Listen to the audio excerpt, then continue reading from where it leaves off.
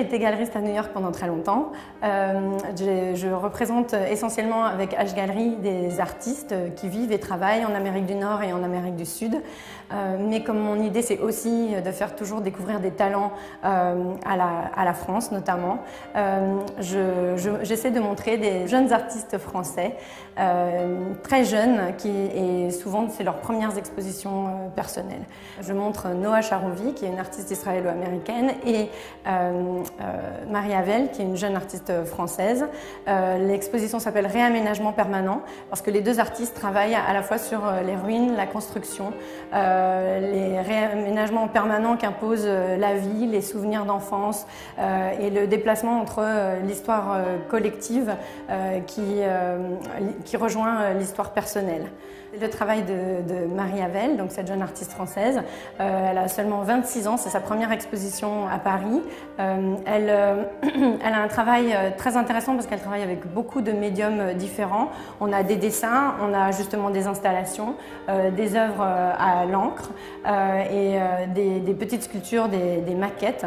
Elle travaille sur le jeu, sur la ruine, sur la construction. Derrière, c'est un bunker qui rappelle les lieux où elle jouait quand elle était enfant. Donc il y a le bunker, il y a les trous d'obus dans lesquels elle se faisait des cabanes, des champignonnières abandonnées. Elle a grandi dans le nord de la France où il y avait plein de restes de la Première et de la Seconde Guerre mondiale. Donc tout son univers est habité par ça, par cette espèce de dangerosité, de menace permanente, mais qui en même temps, pour elle, en tant qu'enfant, était des terrains de jeu. Et donc c'est cette espèce de tension toujours entre ce qui est figé et ce qui est mouvant, entre le jeu et un danger imminent sur lequel elle travaille.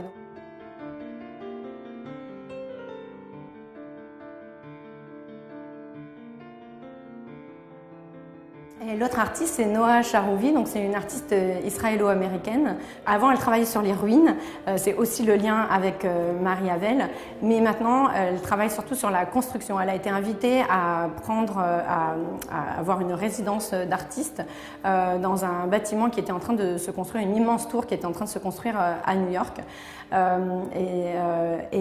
Elle a décidé de documenter étrangement pour la première fois de sa vie, non pas l'architecture, mais les gens, les travailleurs, les gens qui étaient en train de construire ces architectures.